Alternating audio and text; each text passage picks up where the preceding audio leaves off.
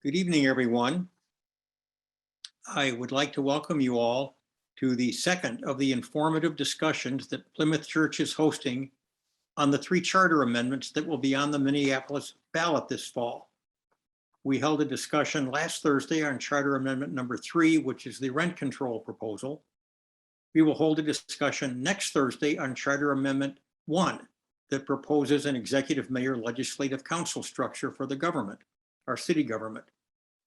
The amendment under discussion this evening will be Charter Amendment number 2, which proposes to remove the police department and replace it with a Department of Public Safety. I would like to welcome what is truly a very esteemed panel for this discussion. Janae Bates is here to explain why this amendment should be adopted. Sandra Samuels is here to explain why it should not be adopted. And Tom Weber is here to facilitate this discussion with thoughtful and probing questions. Let me give some background on each of our panelists and then turn the discussion over to Tom. Minister Janae Bates is the Communications Director for Yes for Minneapolis. Outside of the campaign season, Janae is also the Communication Director for Isaiah, a multiracial, multi-faith, statewide, nonpartisan coalition of faith communities that is dedicated to building a multiracial democracy by moving collectively and powerfully for racial and economic equity in the state of Minnesota. Janae specializes in integrating grassroots, faith-based, and movement organizing with narrative strategy, making it a priority to allow people to tap into the best version of themselves and make political decisions that match their values. She has over a decade of academic and professional experience in ministry, social justice, and communications. She is a licensed Christian minister of social justice and also serves as an associate minister at Camp 4 Memorial United Methodist Church in the Twin Cities. Sandra Samuels has been a proud resident of North Minneapolis for over 24 years. She and her husband, Don, have 1 son and 3 girls. From the earliest years in their neighborhood, Sandra and Don became block club leaders, tutored and mentored children, and worked with neighbors to address crime and safety in their community. In 2005, Sandra became the president of the PEACE, P-E-A-C-E, meaning Public Engagement Community Empowerment Foundation. The mission of this foundation was to end local violence by building a grassroots movement of Northside neighbors, supported by faith institutions across the city. In her role, the Peace Foundation saw significant decreases in violence through the building of several community initiatives such as Northside Youth Stand Up, Peace Across the North Side, and the Northside Art Crawl, which still exists today. In 2008, the Peace Foundation became the Northside Achievement Zone, a collaborative of over 30 partner nonprofits and schools. Along with parents, students, partners, and staff, Sandra, in her role as CEO of Northside Achievement Zone, is leading a revolutionary culture shift focused on ending multi-generational poverty through education and family stability. Sandra currently serves on the leadership team of Generation Next, Community Advisory Board of the Minneapolis Federal Reserve Bank's Opportunity and Inclusive Growth Institute, as well as the boards of Health Partners and Great Minnesota Schools. She received her bachelor's degree from Morgan State University in Baltimore and an MBA from Clark Atlanta University in Atlanta. Tom Weber is well known to all of us in the Twin Cities, having been an award-winning writer and journalist for nearly 2 decades, most recently with Minnesota Public Radio. And he's the author of Minneapolis, an Urban Biography, published by the Minnesota Historical Society in 2020 to much critical acclaim, including my own. He is a deeply experienced facilitator of civil conversations on controversial matters, which makes him the ideal facilitator for this evening's discussion. And Tom, I'll turn it over to you. Thank you so much, John. And we're really, really pleased to have this conversation tonight with you, Janae and Sandra. And just for those listening and watching, I don't want you to think of this so much as a debate with very stringent time limits and buzzers and red lights and things like that. I really want to facilitate a conversation here with this event. Even ask some follow-up questions if I think there's a point that maybe we need to qualify along the way. Again, we're not going to have official time limits, but acknowledging the attention spans with which we all live today, there might be a gentle nudge here and there if maybe you're going just a little too long, but we'll cross that bridge when we get to it. What we're talking about, as John mentioned, is the second question that will be on every ballot in Minneapolis. And we're going to show you that in a moment. We're going to actually put the language up on the screen in a moment. But just for those to get introduced to it, I'm going to read from the explanatory note, which is actually part of what voters will see on the ballot when they are actually voting. So this amendment will change the city charter, which is important. So this amendment to the city charter would create a Department of Public Safety, combining public safety functions through a comprehensive public health approach to be determined by the mayor and council. The department would be led by a commissioner nominated by the mayor and appointed by the council. The police department and its chief would be removed from the city charter. The public safety department could include police officers, but the minimum funding requirement would be eliminated. As we get into that conversation, if there was any part of that that you're not aware of, we're going to probably go over it this hour. So stay tuned as well. But I'm going to start with just some opening thoughts, kind of a minute and a half opening statements from each of you. And Janae, your organization, Yes for Minneapolis, brought this matter to us all. So I'm going to start with you. Just give us your opening thoughts. Yeah, thank you so much for having me. Us at Yes for Minneapolis are incredibly excited that this is on the ballot, that the people of Minneapolis get to vote on it. And it is really the most exciting because the people of Minneapolis have been asking for this change for a very, very long time.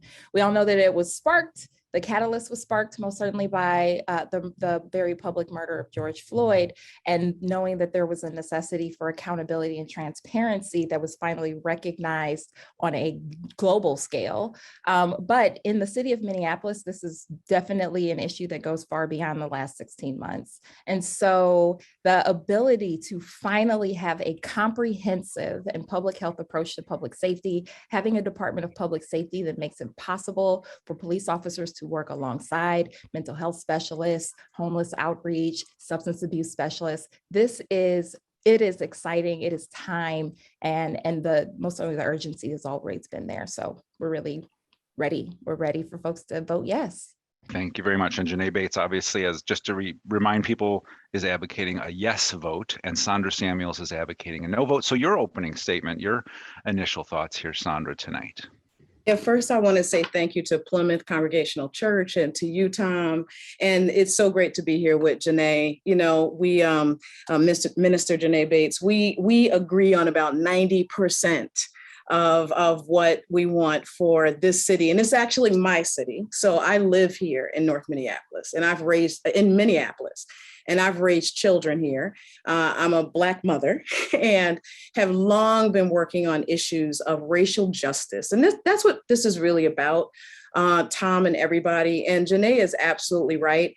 The people of color, African Americans, all of us in this state, in this city, have been crying out for justice in education and incarceration and home ownership and jobs and health and wealth. And yes, in stopping the brutal killing and harm to unarmed Black and brown men at the hands of the police department. And George Floyd's murder, it lit us all on fire to say, finally, this has got to stop. And I feel like we were at this seminal moment to look at, because I keep saying that George Floyd's murder was the tip of the racist iceberg in Minnesota. And underneath the waterline are all of the other disparities in racism in all of the areas that I just finished talking about. And I am hoping that people vote no to this for a couple of reasons. One, I would have wished that we would have taken a more holistic response to George Floyd's murder to actually capitalize on it so that we really change systems, the racist systems that have held us back too long. And this does nothing to do that. If we wanted to change systems, we would change the arbitration rules. that force our chiefs to rehire cops like Chauvin. Can't do that. This doesn't do that. And nor has the Yes For and the abolish movement, abolishing the police, tried to do that. The police contract, I heard a woman the other night say, this will get rid of the Federation contract. No, it won't. It has nothing to do with that. All it does is focuses on police brutality, which is egregious. And we have a police problem. What it does nothing for is a public safety problem. And we have had we are on track for more murders in this city than we have ever had. We're at 75 right now, Tom. If we continue at about 8 a month, we'll be at 99. We'll have a historic level of murders and shootings and carjackings. And guess who the people who suffer most? They look like me and Minister Janae. And so I want to vote no. I'm hoping people vote no so that we really have a comprehensive both and approach. Thank you. Thank you both for both of that. So we're going to get into all of that over the hour. And I'm going to go back to you, Janae, here. So if this passes, right, there's a few weeks you have to verify the election results and do all of that. And in a couple of weeks after the election, the new language in the city charter is actually then the law. Right. What then? What happens the day after that? Yeah, so we will then have the mayor and the city council members nominate and appoint an interim department commissioner. So that's what they need to do in that 30 days of implementation, right? And so then from that point, that we get to have a real, full, holistic, community-grounded and data-driven process to figure out who are the qualified professionals that should be in this department. How are we ensuring that this honors the community, most certainly communities like where Sandra lives over north, who are the heaviest and hardest impacted, both by community violence and police brutality, right? How are we ensuring that they not just get a voice, but they actually have a seat at the table, that we're implementing a lot of the dynamic and amazing work that they've been doing? And how do we ensure that all of these calls that we do know that happens to 911, how are we ensuring that we're actually meeting the safety needs of the city? You know, the reality is the majority of calls that come into 911 are not law enforcement related, but we ask law enforcement to handle everything. We ask them to be everything, to be counselors and social workers and homeless outreach. And so how are we actually staffing this department to do that? So then we get to do that. And they, through this entire transition, because that's a lot, like that's a lot of work, right? And that's going to take time. But through that entire transition period, however long that takes, because this isn't beholden to 30-day period, unlike what some of the disinformation has been saying, during that entire time, there will be police response and patrol, quite frankly, as we currently know it, because the Minneapolis Police Department, though it will not be in the city charter, it still will remain an entity because there is a city ordinance already enacted, has been for many decades, even longer than the charter change we're trying to fix right now, that will maintain the police department in order to continue to make sure that the safety provisions for the city is provided. And so this is a really bold and amazing and beautiful community-driven, data-driven step forward to finally have some real layers of accountability and transparency, but also to make sure the different areas and neighborhoods of the city are properly resourced to be safe, because that's currently what we do not have in the city of Minneapolis.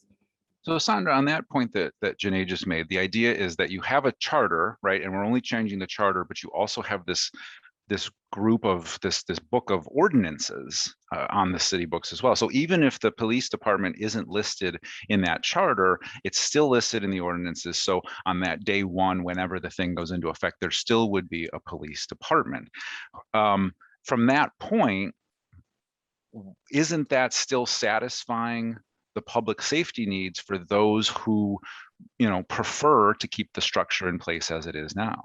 Yeah, so thanks, Tom. So first of all, I don't want to keep the structure in the place that it is now. Like, we know that we have to have like dramatic changes. And the thing that that Minister Bates, a couple things. One, in this transition period that Janae is so excited about, I'm afraid, and I'm afraid for the children, the Black children in this city, and men and women who we are already down 200 police officers. And I just need to back up. The intention of this, right? It sounds really great. The intention of this charter is to abolish the police. That's the intention of it. It's always been, Yes 4 is heavily funded by Reclaim the Block, as well as Black Visions Collective, who, and the leaders of both those organizations have said, and they've been quoted as saying, yep, we tried to defund the police and we're not done trying yet. And so here we are, we have this bill. I mean, we have this amendment. And after 30 days, according to our Constitution, let's make sure we know that that's what the charter is. It's our Constitution. We no longer have a police department. We will still have police functioning. We no longer have a police chief. The police chief could remain until they name a new commissioner. But the intention and everything that's been struck out is the chief does eventually go away. I would imagine, because the chief has already said, answering to 14 different bosses, which this does as well. This amendment would be wholly unreasonable, unworkable for someone in his role. So we lose our chief, we lose the department. We could have police if necessary. And what's been stripped of the department while we are hemorrhaging in neighborhoods across this city from not having protection is that not only will we're down, we will go down even more. And we don't want just armed guards, Tom. And that's what everything is. We're going to take away. We've taken away bike cops. We've taken away, crime prevention from under the police. All of the depictions that you see is you're going to have a mental health worker have an armed police officer. I want a police officer with a baseball and a basketball like we used to have with pals. And let me just say this, everything that Janae talked about, we already had and can do more of. We have a co-responder. We had a co-responder program with Hennepin County, who are the mental health experts, not the city. And every mental health expert in this city will tell you they do not know why the city of Minneapolis is being redundant in an area that they have no expertise. We had a co-responder program where mental health workers and social workers went out with the police. That ended because of the city council right around COVID. And so we're just doing a lot of stuff that it doesn't take changing our Constitution to make happen. Let me just bring up in that to what you just said. Now we have our Cody, my friend here helping on the technical side. We have the wording of the ballot language that will come up. We're going to bring that up on the screen here for both of you to say. But what it says, this is very important, Sandra, because I have to ask you about one thing you said. You said this is the goal is to abolish the police, but in the very ballot question, it says within this new Department of Public Safety, and I hope we can bring this up on the screen here, this public safety here. Okay, so if you go down towards the end, and command, and which, no, stop. Okay, and which could include licensed police officers, if necessary, to fulfill its responsibilities for public safety. So even if the Department of Police is eliminated in the charter, you still have a Department of Public Safety, which could include police officers. Isn't that just two sides of the same coin? You still have a department that has police officers. Right, absolutely. So Tom, what I said was the ultimate goal, the intention of it. And that's why there's the language, it could. And I'm sorry, can you go up to the explanatory note? Or blah, blah, blah, blah, right there it is. That's it. It's at the bottom right there. Right. So I don't see where it says it could. There it is. The last line. The Public Safety Department could include police officers, but the minimum funding requirement is eliminated. all of that, I'll just say it like Tom, all of that is to move us along a path of having fewer police officers, not having a police chief, not having a department. And what I'm saying, I'm just telling you intention. And what I'm saying is that is heading, it has us now in a place where we are down 200 officers. And yeah, go ahead. Yeah, I just want to let Janae respond to all absolutely. of that. Yeah. Thank you. Thank you. So I have to say, I mean, I'm very disappointed that you drank the Kool-Aid, Sandra, on this idea of what our intention is, what my intention is, what the intention of the 60 plus organizations who are part of this, the many small business owners, the legislators, Keith Ellison, our Attorney General, what our intention is. And it, again, is exactly what we're saying. It is about expanding public safety in the city of Minneapolis. You have named, the work that you do is about comprehensive nature of making sure that people are safe, making sure that children are safe, knowing that safe cities are fully resourced cities, knowing that livable wages, thriving education, healthcare, stable housing, those are the things that keep people safe.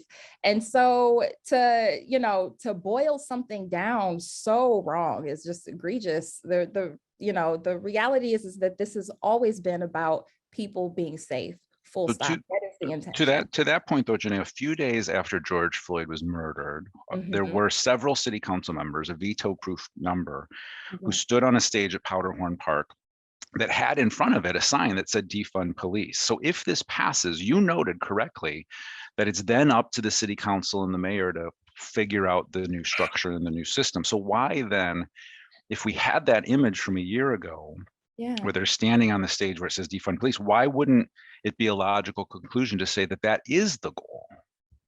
Well, let me first also come back to what we're saying. Let's first talk about the fact that we are not abolishing the police, that there's many reasons why many folks, including myself, believe that having armed police response in certain situations is necessary.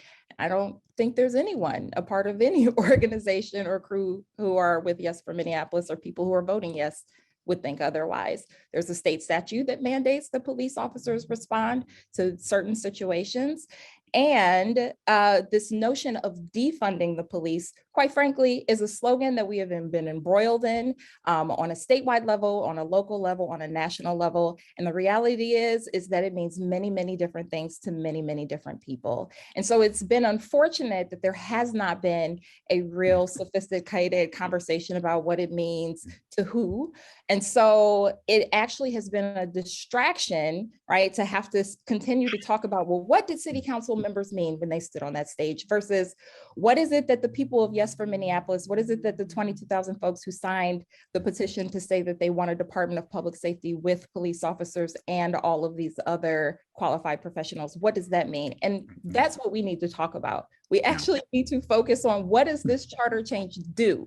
We can't say, what was the intention of this person or that person? What does the charter change do? What does it make possible? How can people in Minneapolis be safe? How can folks like Sandra and Don Samuels and all of the many folks in North Minneapolis, over in Southwest, be the safe? police, because it says if John, you need to, sorry, John, you need to mute yourself. John is not a panelist here, everybody. Sorry. But so go ahead, Janae, you finish your thought there. Yeah, no, but that is the thing that we really need to talk about. Far too often we hear like these buzzwords to make people afraid and like distract us from the actual substance of the charter change. So speaking, what it does. Sorry about that. So to that point, then let me come back to you, Sandra, because as we're talking about charters, as we're talking about these city constitutions, the St. Paul City Charter doesn't require a police station. The St. Paul City Charter says there shall be an office of the mayor, office of the city attorney, and such additional executive departments as may be established by ordinance. Later in this section of the charter, it says if an executive department so established shall be restricted in function to police activities, then and only in such event, the police chief would be the head of that department. So the St. Paul City Charter doesn't actually require a police department either. And they have a police department. So why isn't the idea of putting language that's closer to St. Paul into the charter acceptable? So one, St. Paul has had about 28 murders this year and a few hundred shootings. But Minneapolis, you just said Minneapolis is en route to its own record with the current structure. No, I know. I'm just giving you the example of the right. difference. So, and it's always been that case where Minneapolis has always had a significantly higher homicide rate and shootings. I just want to do it by the numbers. We're talking about right now, right here, Tom, not St. Paul. St. Paul is a totally different deal. Right here, right now. Just George Floyd died in Minneapolis. I live in Minneapolis. Minneapolis is a democratically run city. Just like many cities across the country, after George Floyd was murdered, they made commitments to defund the police. When you are living in a city where your children are being murdered, that is not fear mongering. When 4 of your children have been shot in the head who are between 6 and 12 years old in a 3 month period, that is not fear mongering. In these other cities that are democratically run, they too defunded their police. And our city council did defund the police. They reinstated money when more police were needed because so many had left on PSTD and things of that nature. But I just, because of the surge in violence, okay, Tom, right now, we're dealing with what's happening right now. Other cities have decided that they're going to do both and. They're going to reform their police department, because daggett, it needs reform from all around the country. They're going to make sure they have a public health support approach, and they're going to have sufficient numbers of police. So you are seeing cities refund their police department. And these are cities who are majority Black and brown. So LA is refunding their police. Oakland is refunding their police. New York City is refunding their police. And in Baltimore, a city council member who voted to defund the police at 22 million, now he's mayor and is asking for 27 million. And Tom, I just have to say this, there is a Black-white divide. And there's a Black-white divide because it's 84% of us who are being murdered. It's 84% of us who are being shot. It is 50% of our children 0 to 26 who are being shot. It is 51% of people being shot here in North Minneapolis. In these other cities, they are majority people of color, not white. They are minority white, 25, 35%. And it is the Black folks, just like here. By the way, it's really similar. 75% of the Black people here in Minneapolis said they didn't want fewer police. The wording in this charter, I mean, it's like, Janae talked about drinking the Kool-Aid. In the pursuit of racial justice, so many people are drinking the Kool-Aid. I want justice for both the George Floyds of the world, but I also want justice for Trinity Addison Smith, who was murdered, for Anaya Allen, who was murdered, for London, who was murdered, for LaDavion Garrett Jr. I was just with his great-grandmother. I need to jump Sunday. in there. Yeah, absolutely. But I mean, we just need to be real about what the intention of and what the cost of it is. But if we are having, but at the end of the day, this ballot question is a sober discussion about the words in front of us and what will change in the charter and what won't. And that's why I brought up St. Paul. Yep. If you didn't like that I brought up St. Paul, we're not talking about St. Paul, but St. Paul, again, in this Constitution, doesn't require police, and they still have police. Janae pointed out that there are state laws that require police to respond to certain crimes. So I guess it seems to me that what's happening in this campaign with everything that's being said is that there's just a lack of trust on both sides, that the other side is earnestly coming at this problem. And that's what I'm not sure how we get through that. I'm not sure how we get over that. I don't have a sense that you believe Janae when she says we can have this great conversation to create something new. And then I'm not sure Janae believes you, Sandra, about what you're saying, and that there's just no trust there. Yeah. Janine, you want to, I'll let you jump in there first. Yeah. I mean, because here is the reality. Like I know that you have a passion for what's going on over north. I know that you have a passion for those children. I don't doubt that with any bone in my being. And I know that you want to see people safe. I think that, the reality is that children and men and women, folks that look like you and me, have been being killed by gun violence, by police violence, by violence in community for a very long time. This is not a new occurrence. There are many, many children who also have died in North Minneapolis in 2019 and 18 and 17. It is a horrendous cycle that has been going on for a very long time. And so, Minneapolis is an anomaly in the state of Minnesota, because I know we were comparing it to St. Paul, but it is an anomaly in the entire state of Minnesota that it has this minimum number requirement in their city constitution. No other city in the entire state has that. And so there's a good reason for it. It's because you actually want to make sure that you have the nimbleness to make sure that your people are safe with the right resources, and that you can do that with citywide representation through a democratic process. Right now, you don't have the ability to do that in the city of Minneapolis, because in 1961, the Police Federation worked out a deal to ensure that they got what's equivalent to a Police Federation contract in the city charter. That means for 60 years, the city of Minneapolis has been locked into an arbitrary number of police people per capita that also, let's name, is not racially equitable. Because if you look at the phone calls to 911 in North Minneapolis, as opposed to maybe wards over 13, those are drastically different, and yet they still get the same number of police officers, and they don't get anything else, right? So like, we have to have a real conversation about that. Let me bring up the language you're talking about. We have the other, so for those of you going to vote, you're going to see something on the ballot that says yes or no. But if you vote yes or no, and if it does pass, that will trigger actual changes in the city charter. We've been talking about the city charter. So we're going to bring that up on the screen now as well, which is, we're going to have to scroll down. Cody, let's bring that up. But if you go there, yep, to the other one. Yep, not the ballot wording, the other. Yep, that one. All right, now scroll down.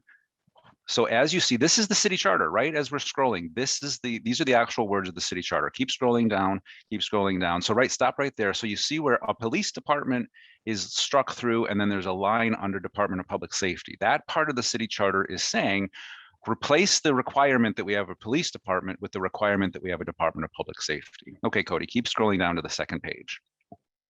Now, what Janae was just talking about, if you keep going to the last part that's struck out. Now, all of these, this is a whole section about police. This would be struck from, okay, stop, go back up.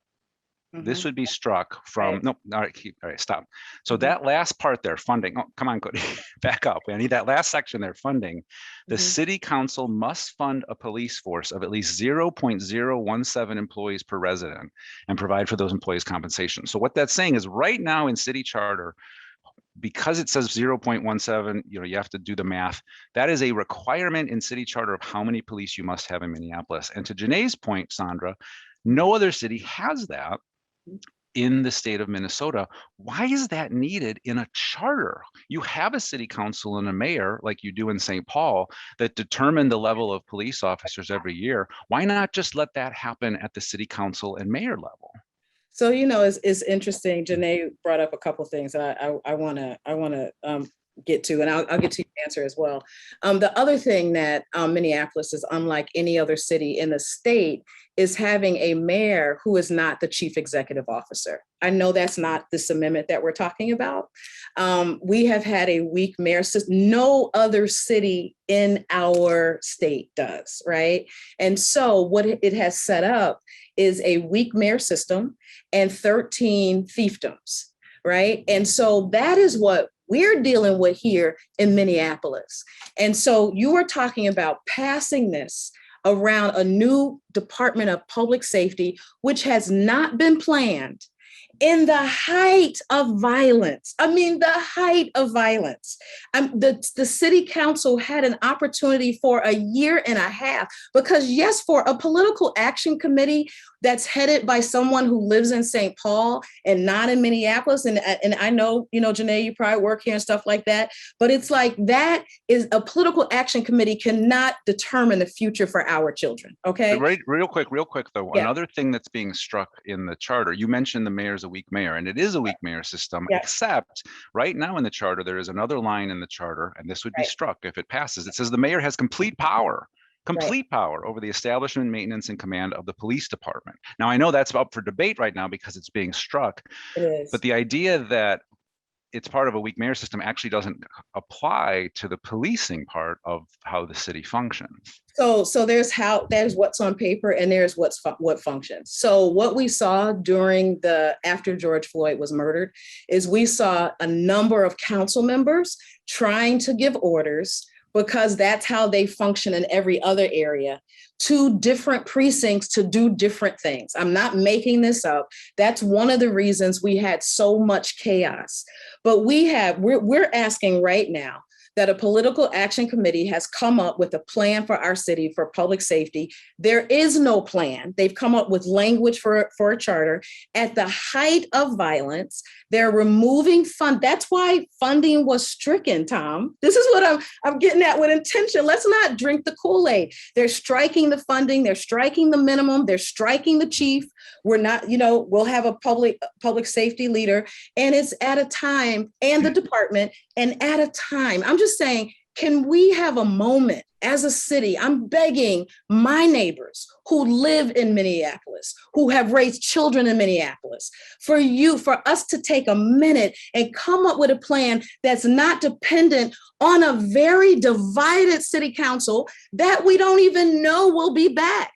We're headed into an election at the height of violence. We don't know who's coming on. We don't have a plan. And right now, when Janae and I, let me tell you something that really hurts, is when I keep hearing that violence has always been high. We've always lost children.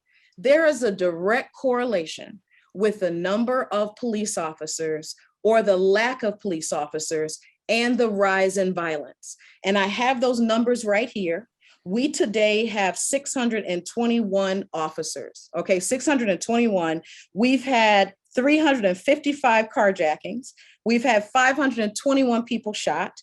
We've had 75 people killed, right? Majority African-American, majority, all right? And prior to George Floyd, we had 876 in 2019. So today, 621, then 876. Today, 355 carjackings, then 83 carjackings. Today, 521 people shot, then 269 people shot. Today, 75 homicides, then 48 homicides. And so there is a direct correlation. And we have a city that responded to George Floyd's murder to say, we're gonna defund. And it says it here in this charter. And it is at a time when there is no plan, when the things that Janae is talking about in terms of a public health approach, those are the kind of reforms we can actually do and have a sufficient number of police who know that the city has their backs as they have our black backs.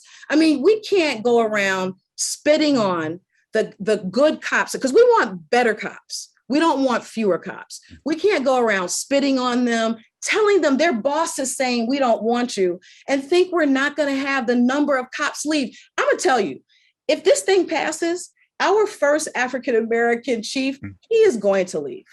There will be more cops that leave, okay? Couldn't he be appointed?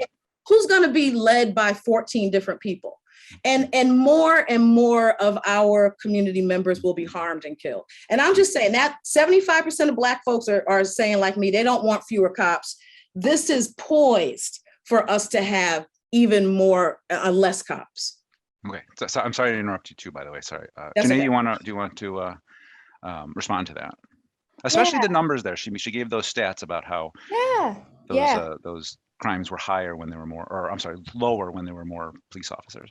Yeah, so we have to have an honest conversation about why crime happens, why violence happens, and why it fluctuates in community.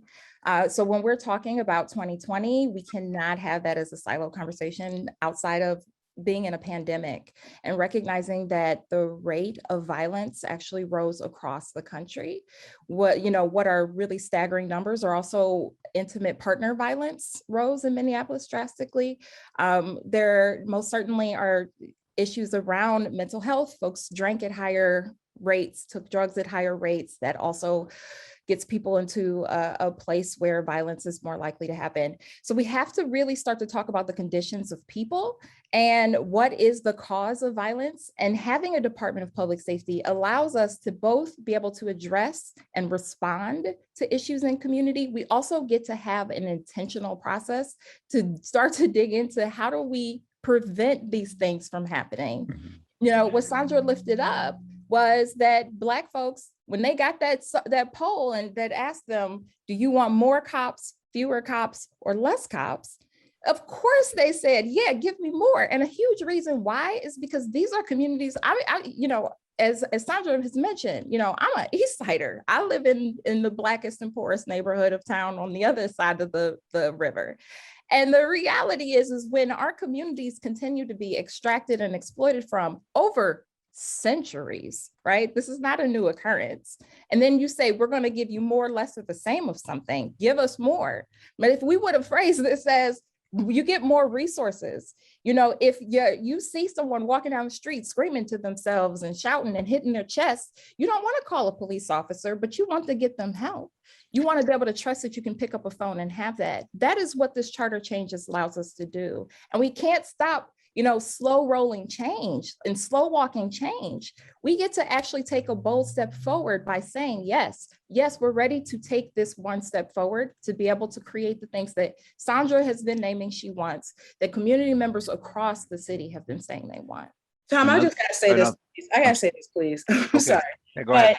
Yeah, so this, Janae, it almost sounded like you said Black folks don't know that they really don't want more, that we don't really get what's going on. It sounded kind of like you said that, sis. That's not it. But let me just say this. We have, and Janae, you wouldn't know because you don't live in North Minneapolis. And a lot of people who are passionate about racial justice don't live where we live. We have a warfare going on right now. And it's Black young men killing other Black young men, highs and lows, and they're carjacking, they're killing. And this is part of racism too. It absolutely is, has all the underbellies of that.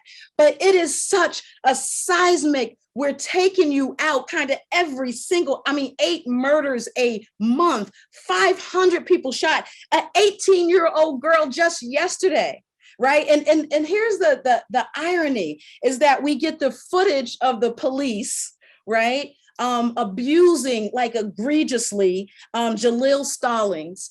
The same that all of the footage came out. The same time, right after that, Autumn Merrick, an 18-year-old. So you got police again that we got to fix. We got to fix that.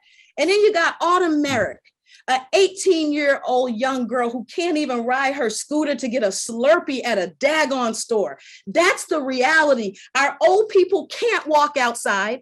They can't go to the store. Our young people can't go outside. If you are, you might be like Autumn, or you might be like Trinity, or you might be like Anaya. These are real children and people. This is not the time for an experiment.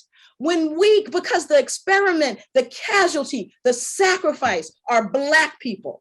And all we are asking, those of us who are saying no, is let's do what the city council should have done a year and a half ago. They promised that we would have community meetings, not political action committee meetings. They said we would have community meetings and we would talk about the future of our city. And by the way, I've been working on a public health approach to ending violence for the last 20 years, right? And I'm not just talking about in terms of this work that I'm doing. And so we're saying, let's reform the police, real reforms. Let's get behind what Arredondo has been trying to do, right? But being blocked by his 13 bosses. So yeah, the mayor is his boss, but he's getting calls from all of the city council people. And then let's really get at the co-responder approach. Let's work with Hennepin County, who said, here we are. All you got to do is fund us and we'll send in the social workers. We'll send in the mental health workers. The city has not been willing to do that. And then, yes, let's have a sufficient number of police to deal with the gang warfare. There's one thing I do want to, well, a couple of things I want to correct. The COPE program that you keep referencing, the co-response program, it is actually fully funded. The city council fully funded it, and MPD has yet to execute the contract for the foreseeable future. So that's one thing. So now, I got hold on. The other thing that I think is important to note here is that you're naming like real issues around long-term problems of violence, and that is real. Like I hear the passion in you, Sandra, and honestly, I don't think we're actually arguing, because this isn't an argument to be won. It's actually a problem to be solved. Right. And there is a solvable way to do it. And so just by saying no leaves us doing the same things that we've been doing for many, many decades. MPD, Minneapolis Police Department, is the poster child for reform. They have had 150 years of well-documented reforms. They have done these things that we know Chief Arredondo wants to implement and institute, and he has most certainly a big blockage to be able to put teeth on a lot of that. And we all don't talk about the big blue elephant in the room, which is the police federation. And so if we really truly want to have the full power of the city to get to leverage a real layer of accountability and transparency with the Minneapolis Police Department, we really want to be able to say we can determine what keeps us safe, and that Black people know that one another keep each other safe, that they actually are deserving to have far more than what we've been offered, that just an armed police only response is not enough. It's never been enough. It wasn't enough in 2020, and it certainly was not enough 60 years ago when the Police Federation put this charter block in to stop real reforms with teeth from taking place. Let me add on to that. Let me just add, I was just going to add on to that, because one of the other things that Sandra brought up, Janae, is, that you're hearing a lot of this lack of a plan. And I think one of the places that's coming from is, again, I'm back on the charter, the actual change in the charter. This is the section on police, it's all gets struck. And then down here, this little section is the new Department of Public Safety. And it says the function the pub department is responsible for integrating its public safety functions into a comprehensive public health approach to safety, including licensed peace officers if necessary to fulfill the responsibilities of the department. And then it says that the mayor nominates the commissioner and the city council approves it. And that's it. Yeah. That's the only language that's being proposed for this new Department of Public Safety. Is that enough? Absolutely. Absolutely, because if you look at all the other city departments, in the city charter, they have little paragraphs as well. And they function, by the way, with full citywide representation, not the talking point of 13 bosses. Any well-functioning business, we know that like Mayo Clinic has 30 board members who all have voting power and the decisive power. Like Target has 13 board members who also have this. Like, this is actually how you have good governance. This is really about making sure that we have full democracy, that making sure that the Minneapolis Police Department, that the Department of Public Safety is actually aligned with the rest of the departments in the city, because all of the other departments have this structure to be able to have transparency and accountability with the people who live in the city. Only one department doesn't, and that is the department with national and global headlines of murder, abuse, and distrust. This is a solvable problem. Voting yes is really just the step to be able to make that possible. And you get all of these benefits. You're not just stopping bad things, you actually get to welcome good things. Folks across the city, including Black people in North Minneapolis and every other ward in the city, they are deserving to have good things like that. And that can be possible. For too long, we've been told we can't. And we can. And our children deserve to live. Yes. And right now, it's not white children who are being killed. It's not white children who are being shot, except Autumn. And I think Autumn was probably biracial. And so we deserve to live. And we want a well thought out, methodical approach to both reforming police, because this charter amendment does nothing to reform the police that they're still going to have. Right? It's absent around reform. It doesn't do anything with the contract, doesn't do anything with mediation. And I just gotta, if we're being really serious, Janae and her partners of Yes4, Reclaim the Block, and Black Visions Collective, I haven't seen any movement around one of the major systemic things that is steeped in racism, the Police Federation. This does nothing for that, and arbitration. When a police chief tries to get rid of a Chauvin, it goes to mediation based on state rules that are lobbied by the union, right? So then 50% of the time, the chief has to rehire the very cops that he or she fired, right? And then Janae's thing about corporations have a board, they have a CEO. At the end of the day, you might have a governing body, but you have a chief executive officer. And when it comes to the lives of our children in our community, I don't want 14 warring factions. Can you imagine right now if this current city council and mayor all together had to come up with the new Department of Public Safety? Do you know what that would be like? Because we got like about 7 who stood up, 9 stood up and said, we're going to defund the police. They're going to want to have less police. They're going to want to do more rogue things. And then you have other ones who say, we need both and. Who wins out? I need to watch the clock. Yeah. I need to watch the clock because we're coming to the end of our hour. Yeah. Janae, I want to give you just a little time because she mentioned the issues with the union, arbitration in the union. How does a yes vote address those concerns, which are pretty well documented, as Sandra said? You're absolutely right. So as Sandra mentioned, she named a few of our partners, a few of the many, many dozens, but didn't mention the ACLU, didn't mention Isaiah, didn't mention SEIU, didn't mention the Minneapolis Federations of Teachers, didn't mention the many of us who have been at the state capitol fighting for those things, right? Around post-board, around arbitration, around a whole series of issues, right? Having citizen boards that actually have teeth. Like, these are things that are real and are needed and are necessary, but we actually need to have a real conversation about what is possible in this day, and right, what is possible in November. And what we know is possible is that right now the Minneapolis Police Department is functioning over on an expired contract that expired in 2019. And quite frankly, they don't have a real reason to come to the negotiation table with the city because they already have their city contract in the city's constitution. And so this gives the city citywide power, not just, siloed with the mayor and police chief. It gives the city citywide power to be able to finally have some real leverage in things like that collective bargaining agreement with the Police Federation.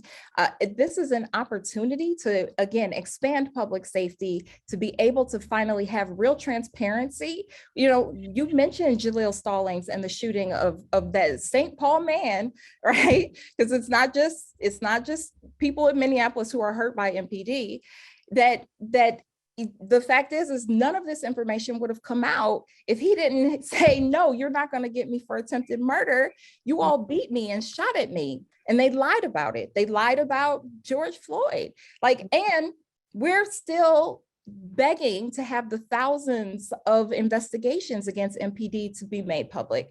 There would be the full force of the city if you had full citywide support through your city council members, that direct relationship, direct representation through democracy, where you can finally, again, get to have some layers of transparency that the city has lacked for the past 60 years.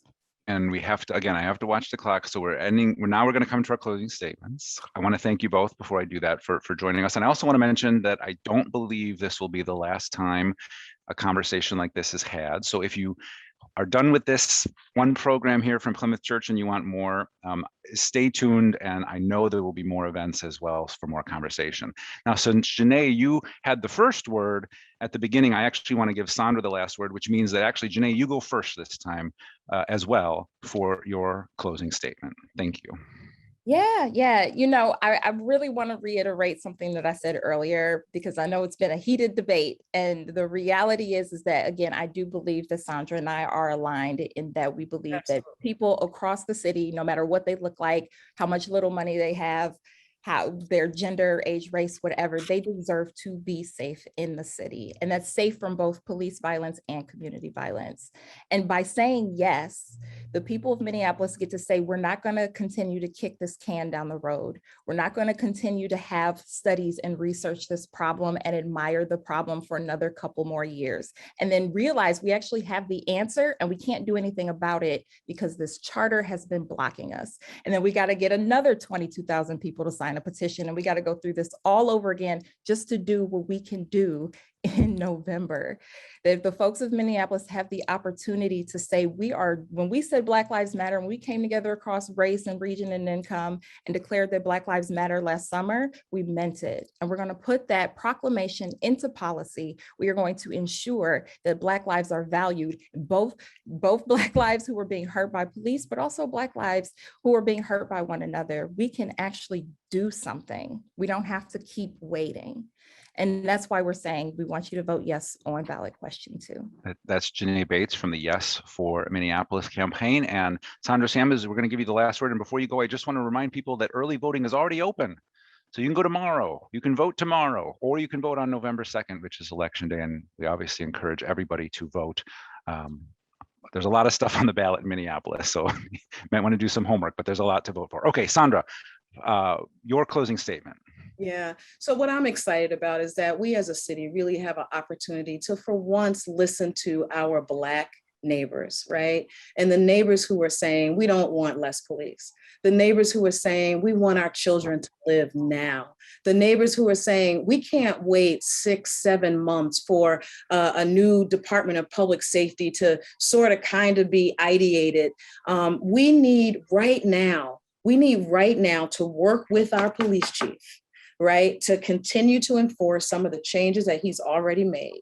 We need to step up the contract with the county and make sure we have a co-responder approach of social workers and mental health workers. I mean, this is the reason this is going to be different is because George Floyd changed the world. We're not going back to a pre-George Floyd. Nobody's going to settle for that ever again. But to be able to get the real reforms, to also work on a state level around arbitration, to get the public health supports that we already know that we have if they just need to be funded with real mental health folks, and then to have a sufficient number of police, and not just armed police athletic league, bike cops, police who walk the streets. You know, not every cop is Chauvin.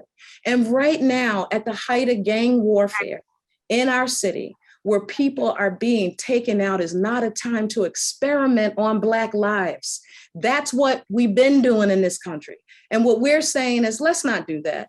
Let's have a balanced approach to real transformation. This is also being recorded, so I believe Plymouth Church will be posting this as well. If anyone that who's watching knows someone else who might have wanted to watch, I believe this will be available in the near term. Thank you both, Janae Bates and Sandra Samuels, for joining us. And again, we encourage everybody to vote either now or on November 2nd. Thanks and have a great night. Thank you. Thank you.